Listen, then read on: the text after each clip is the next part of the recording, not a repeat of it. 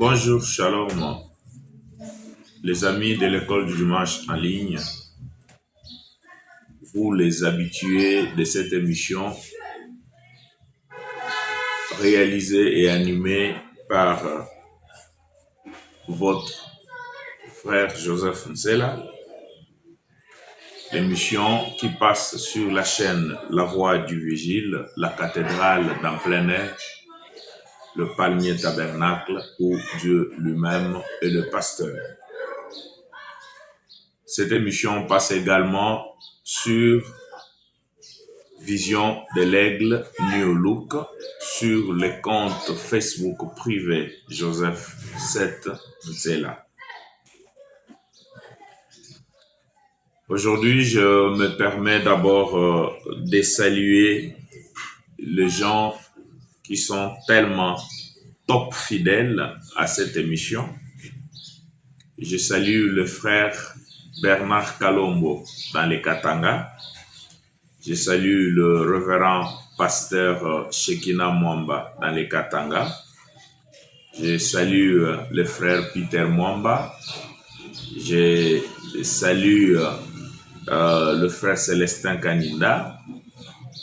Je salue aussi dans ma famille Gozen Tabernacle le diacre Isin Louyola. Je salue en passant le diacre Patrick Moukadi. Je salue aussi le diacre Josué Kayembe. Je le vois aussi. Et je vais couronner mes salutations en saluant le cher pasteur, le surveillant général du Gozen Tabernacle. Je vais dire le pasteur Caleb Tchaka. Là, c'est ma famille, là où j'ai communié ces derniers temps, pour beaucoup de gens qui ne cessent de se demander mais où est-ce que tu communies ces derniers temps. Je suis à Gozen Tabernacle des Lupins. Alors, nous étions ensemble en train de voir depuis un moment un sujet important, c'était sur le mystère de l'intercession. Sur le mystère de l'intercession, certes, nous avons déjà eu à faire 6 vidéos d'au moins 30 minutes où nous avons commencé par parler de la définition de l'intercession, ce que ceci veut dire, et nous avions dit que c'est l'action d'intercéder ou de demander allégeance, intervenir en faveur de quelqu'un pour obtenir miséricorde à cause d'une faute commise. Nous avons aussi parlé que cette intercession, c'est l'œuvre qui avait été institué depuis l'Ancien Testament dans les types avec les sacerdoces d'Aaron. Et nous avons dit que ces sacerdoces d'Aaron se scindaient en 2 parties. Une partie concernant les Yom Kippour, qui étaient les jours consacrés à l'intercession générale ou suprême, qu'accomplissait seul le souverain sacrificateur Aaron une seule fois l'année. Et nous avons dit qu'il y avait encore une autre partie d'intercession qui, elle, se faisait chaque jour au temple, dans les parvis extérieurs, par les sacrificateurs ordinaires. Et nous avons beaucoup insisté sur ces 2 parties de l'intercession, parce que dans la nouvelle dispensation ou dans les sacerdoces de Christ, il accomplit le 2 à 2 temps différents et à des lieux différents, comme ça avait été dans l'Ancien Testament. C'était Aaron derrière le voile, derrière le pot de blaireau, en présence de la lumière de la gloire de Shekinah, là où il y avait il y avait l'arche de l'alliance, alors que dans le parvis extérieur se faisaient également les intercessions où le pécheur amenait le sacrifice selon la gravité de leur faute et selon la possibilité qu'ils avaient dans les tourterelles, les agneaux, le veau et tout ce qui y était vraiment exigé pour l'expiation. Alors, et venant avec cela dans l'antitype, nous avons dit que Christ intercédant comme souverain sacrificateur selon l'ordre de Melchizedek, c'est un travail qu'il fait après la croix, après avoir versé de son sang, après avoir été transformé du corps de chair en un corps lumière, après son enlèvement, c'est là qu'il a commencé à faire cette œuvre. Et nous avons soutenu cela avec les dispositions de la Bible, dont Paul dit que s'il était sur la terre, il n'allait même pas être sacrificateur par le fait qu'il est issu de la tribu de Juda, tribu sur laquelle Moïse n'a pas dit un seul mot concernant le sacerdoce. Mais quand il fut enlevé, quand il a repris la forme de la lumière, une forme de la divinité, comme Philippiens l'a dit, lui qui existait en forme de Dieu n'avait pas pris cela comme une proie à arracher, mais il s'était dépouillé lui-même. Au fait, je suis venu du Père, je rentre au Père, c'était reprendre cette forme de la lumière, de la colonne de feu, et c'est dans cette forme qu'il va accomplir cette œuvre de la médiation après l'œuvre de la croix. Et nous avions encore dit, beaucoup d'entre nous, nos prédécesseurs ou encore nos contemporains, dans la jeunesse tout comme dans les anciens, les autres ont pensé que quand on a dit l'agneau faisait l'intercession ou a fait l'intercession dès avant la fondation du monde, pas c'est là qu'il fut immolé, on a cru que l'œuvre de l'intercession s'était faite avant même que la création n'ait commencé. Non, nous avons parlé pour éclaircir que l'agneau faisant ou l'agneau qui a été immolé dès avant la fondation du monde, ce n'était pas un fait accompli, mais c'était un programme, une conception, une projection de ce que Dieu voulait faire le long du temps, étant donné qu'il est infini, connaissant ainsi la fin de chaque chose avant son commencement. Nous avons encore parlé des bornes, les bornes dans les temps, c'est-à-dire quand est-ce que l'intercession devait commencer et quand est-ce que l'intercession devait se terminer. Et nous avons trouvé, comme Frère Branham l'a dit dans le livre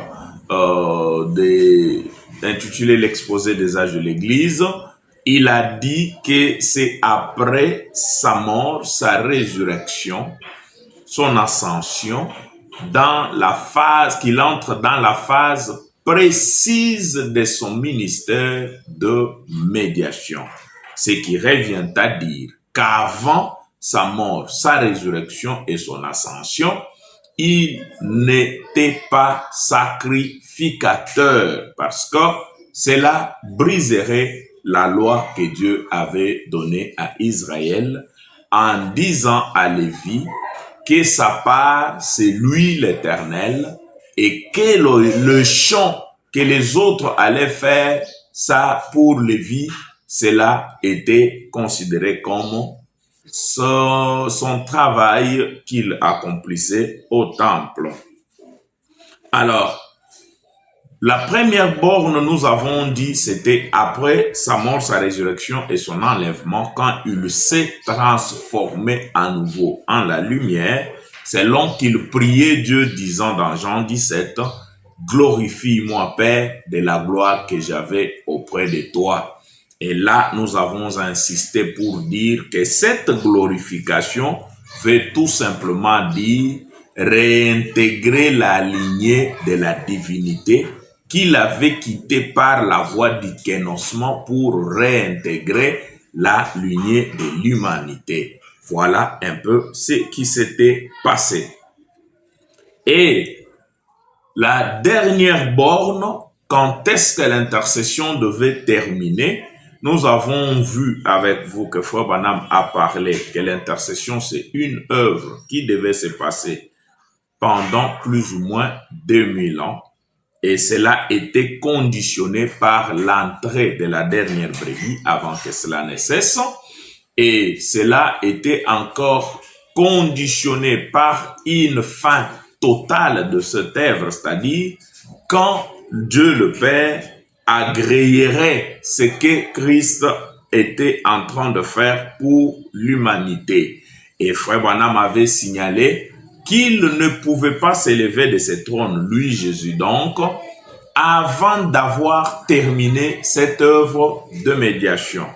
Mais alors, dans la scène que Jean a présentée dans Apocalypse chapitre 5e, là, et Jean et Frère Branham nous disent d'un commun accord que l'agneau a quitté le sanctuaire et il est venu prendre le livre de la rédemption. Et ce qui implique que le fait qu'il se soit levé et qu'il soit venu prendre le livre et en a rompu le sceau, cela marquait réellement la fin de l'intercession. Et encore un élément. Quand Jean présente sa scène, Christ était totalement absent dans son corps physique, donc il n'était pas vu là au ciel parce que les Christ cherchait le plus proche parent de l'homme. Et là, il y avait que les Gabriel, les Michael et d'autres anges sans un seul trace ou sans une seule trace de là où Christ serait parti. C'est là que Frère Branham lui nous dit, il s'était transformé, il était redevenu la lumière du commencement. Et nous avions lu dans l'épître aux Hébreux commenté par Frère Branham que il était parti et il avait pris la responsabilité de se tenir en présence de la grande fontaine d'amour, lui en tant qu'esprit, pas l'homme, en tant qu'esprit pour faire l'intercession. Et alors, Frère Branham vient signaler que ce n'est que quand on a demandé qui est digne de prendre le livre et d'en rompre le sceau, et que Jean était en train de pleurer, qu'un ancien lui a dit ne pleure point, car les lions de la tribu de Juda a vaincu et il est digne de prendre le livre et d'en rompre le sceau. Et Frère Branham dit, ce n'est qu'en ce moment-là que Dieu a entrepris à nouveau avec l'homme une relation sur le plan physique en tant qu'époux de l'épouse des nations et Seigneur des seigneurs. Alors, les conséquences de la fin de l'intercession. La première conséquence qui s'est faite, la première conséquence qui naît de la fin de l'intercession, c'est la prise du livre. Et la prise du livre ici ne pouvait être possible que quand l'agneau aurait terminé de faire cette œuvre de médiation. Et quand il a fini selon Frère Branham, c'est alors qu'il est venu prendre les livres qui, plus tard dans Apocalypse 10, nous parviendrait cette fois-ci. Il n'est plus scellé, mais déjà ouvert par la descente de l'ange puissant. Il y a eu des anciennes vérités qui étaient dites tout autour de ça, qu'une fois l'intercession terminée, cela voudrait dire que Jésus serait venu. Non, nous avons infirmé ça. Aucun reçu, que ce soit celui de William Branham ou le commentaire de la Bible, il n'y a rien qui atteste quelque chose de tel. Et nous avons encore dit que dans ces anciennes vérités, il y a eu une peur qu'on a sémée tout autour parce que les autres avaient enseigné disant que la fin de l'intercession impliquerait la fin de la grâce. Non, ça encore, c'est juste une petite confusion ou un manque de détails dans cette œuvre de l'intercession, comment ça devait se faire, et peut-être on n'a pas pris le temps de bien étudier les deux mots. L'intercession et la grâce sont vraiment des concepts différents, quoique l'un découle de l'autre. La grâce, pour nous, est une résultante d'une intercession agréée. C'est quand l'intercession est agréée que la grâce nous est faite. D'où le message de grâce que nous avons reçu.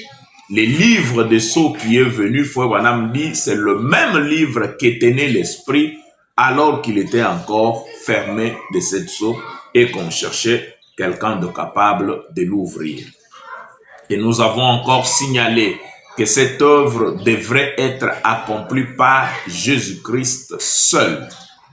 Et Jésus-Christ qui l'a accompli, il demeure le seul médiateur. Et que dans Apocalypse 5, on ne cherchait pas Jésus-Christ sous d'autres formes. On ne le cherchait pas comme la grande colonne de feu, la lumière éternelle, le Logos, non. On ne le cherchait pas comme le Fils de l'homme qui est venu accomplir Luc 17:30 sur la terre, non. On ne le cherchait pas non plus comme l'ange puissant qui descend dans Apocalypse 10, non. On ne l'a pas cherché comme l'esprit tabernaclant le cœur des êtres humains sur la terre selon Joël 2:28, non. Alors, ici, on cherchait les lions de la tribu de Juda, quelqu'un qui avait des origines terrestres, les plus proches parents de l'homme. Et dans la brèche, Frère Branham dit, c'est lui qui est sorti, cet homme dont on cherchait, il est le produit de la naissance virginale. Là, c'est pas la colonne de feu. La colonne de feu n'a pas d'origine, des origines juives. Là, ce n'est pas Luc 17:30. Luc 17:30 n'a rien à voir avec les origines juives. Et nous avions signalé qu'il faut tenir compte des termes utilisés par la Bible parce que parfois, ça dit autre chose que ce que nous entendons. Et nous avions illustré cela par rapport à la pression ou la demande pressante de la femme syrophénicienne sur Jésus-Christ en l'appelant avec insistance fils de David. Frère Branham dit, Jésus est resté comme n'entendant rien de ces cris. Pourquoi? Parce que cette femme, étant une femme des nations, n'avait aucune relation avec Jésus-Christ sous cet attribut du fils de David. Donc, la relation qu'avait cette femme avec Jésus-Christ ne permettait pas à l'attribut, à sa qualité de fils de David, de se mettre en action pour lui venir en aide.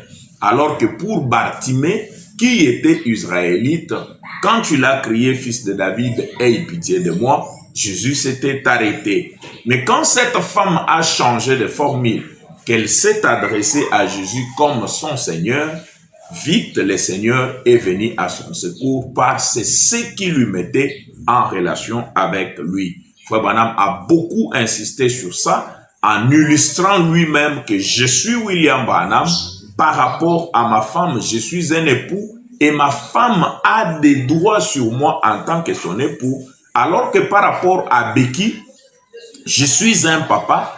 Becky a des droits sur moi en tant que son père et non en tant que son époux, encore moins que Meda n'a les droits sur moi en tant que son père. Vous voyez, donc, ces attributs ou ces appellations de notre Dieu ont parfois une signification qui exige la maîtrise pour que nous puissions en tirer le bénéfice. Alors, Nous avons encore parlé, vous allez entendre ou comprendre que je suis en train de faire cette vidéo comme la conclusion de tout ce que nous avons fait. Nous avons encore parlé de l'œuvre de l'intercession qui était déjà prévue, dont la fin était déjà prévue par le Seigneur Jésus-Christ lui-même alors qu'il était sur la terre. Je vous ai parlé qu'il a dit cela depuis Jean 16, quand il parlait avec ses disciples.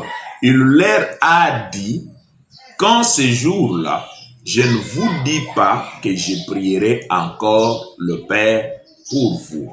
Jésus lui-même prophétisait sur la fin de son œuvre de médiation envers l'humanité. Et la raison pour laquelle il devait cesser d'intercéder, c'est quand Dieu nous aime, quand Dieu nous accepte, quand il agrée l'offrande, parce que lui étant venu pour relever les forfaits de l'Éden, une fois qu'il a corrigé cette hybridation qui avait été introduite par la voie sexuelle, en dégradant la race humaine par ces mélanges qui étaient presque hétérogènes de deux espèces différentes, alors cela avait plombé toute la race humaine qui n'était plus restée pure après ce mélange d'Éden. Mais Christ venant, il a ainsi donné, payé de son sang pour payer ces forfaits qui avaient été commis et offrir ou ouvrir une nouvelle terre pour encore un nouveau ensemencement pour le monde à venir. Voilà pourquoi la nouvelle naissance est tellement importante ou si pas indispensable. J'avais dit que quelqu'un qui n'a pas bien compris la semence du serpent, je doute fort que celui-là ait compris l'importance de la nouvelle naissance. Ou alors, il est juste en train de le faire parce que on a dit que vous devez naître de nouveau, mais il ne comprend même pas à quoi ça sert et ce que cela veut réellement dire. Quand nous viendrons parler sur la semence du serpent, je crois que nous allons beaucoup plus nous étaler pour que le peuple de Dieu comprenne. Alors, Jean 16, comme je le disais, Jésus a dit, « Je ne prierai plus le Père pour vous en ce jour-là, car le Père lui-même vous aime. » Voilà ce qu'était sa mission. C'était de nous réconcilier avec le Père. Et une fois cette mission atteinte, il avait promis de se reposer, mais à cause de nos forfaits quotidiens, les gens ne veulent pas qu'on leur dise que l'intercession est terminée. Mais Jean, qui était dans la sphère de la perfection, quand il a vu la fin de l'intercession, il a jubilé, il a crié « Alléluia » et « Amen ». Et nous, qui y étaient représentés par Jean dans cette vision, nous disons carrément « Alléluia » et « Amen ». Gloire à Dieu pour la fin de l'œuvre de l'intercession. Et pour vos péchés quotidiens, vos erreurs que vous commettez chaque jour, conformez-vous aux règles, ordonnances établies en cas de vol, en cas d'adultère, en cas de mensonge, en cas de convoitise, en cas de la méchanceté dans le cœur. Tout a été dit. Vous n'avez qu'à vous élever au-dessus de ces petites choses et jouir de cette grande grâce que Christ nous a accordée en payant de son prix. Cela a été déjà fait une seule fois pour toutes. Il ne reviendra plus jamais à cela. Le Père qui nous aime, vous allez voir que quand il nous aime, cela nous appelle à la communion avec lui. Cela nous appelle encore à former une famille. Voilà pourquoi Christ disait toujours, c'est en ces jours-là que vous comprendrez. C'est la chose qu'il faut comprendre. Que vous êtes en moi et que moi je suis en vous et que je suis dans le Père est à moi. Donc, ça devient une famille, une question de complicité.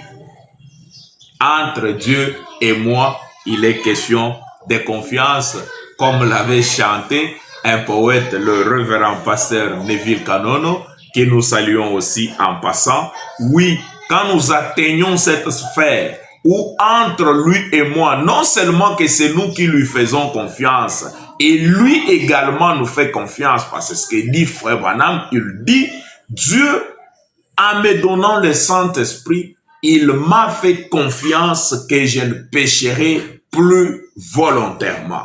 Voilà, c'est comme ça. Quand on en arrive à ce point où notre foi en Dieu a été sanctionnée par le baptême du Saint-Esprit, qui est la foi de Dieu en nous, ses enfants, en ce moment, l'intercession devait prendre fin. L'intercession devait prendre fin parce que Dieu a une très grande mission à accomplir avec sa famille. Quand les Grecs vinrent chercher à contempler les grands dieux du ciel dans son premier kénossement, dans une seule personne, dans un seul individu, dans un seul tabernacle appelé Jésus-Christ, quand ils sont venus, au lieu que Jésus leur dise, mais voici la preuve que je suis le Dieu du ciel tabernaclant dans un cœur de chair, Jésus le renvoie à sa nouvelle apparition, à sa prochaine forme qu'il devrait prendre. Il leur dit, si les grains de blé ne tombent et ne meurent, il reste seul. Autrement, attendez juste un petit moment, alors que je vais ressusciter et que je m'en serai allé, vous n'aurez plus à effectuer des kilomètres pour venir me voir, parce que je serai votre sœur juste à côté de vous, je serai votre frère juste à côté de vous. Voilà le pourquoi cette intercession devrait être faite et devait prendre fin. Dieu a une grande mission à faire avec l'Église. L'équenossement, un seul Dieu, où Dieu se déversant dans un seul masque, dans un individu, cela s'est déjà passé uniquement avec Jésus-Christ, l'homme de Galilée. Les nouveaux masques que Dieu devrait prendre, c'est son épouse, Église, son corps mystique. Voilà les nouveaux masques. Mais oui, nous avions dit la fois passée que changer de masque pour Dieu ne veut pas dire quitter un visage de Joseph Ntsela pour prendre le visage de Joseph Abel Ngongo. Non, si Dieu fait ça, il n'aura pas subi le kénossement. Parce que dans le kénossement, il y a une humiliation volontaire. C'est qu'il quitte le rang élevé pour un rang inférieur. Alors, quitter l'humain, quitter un homme pour un autre homme, Dieu n'aura pas subi ce qu'on appelle le kénossement. Voilà pourquoi, dans ce qu'il a fait la première fois, il a quitté la divinité pour l'humanité. Et maintenant, il va quitter cet homme, le seul juste, le seul homme parfait, pour descendre encore et habiter cette fois-ci dans une famille de peuples qui sont nés par le sexe. Oh, ceci c'est encore un kénossement.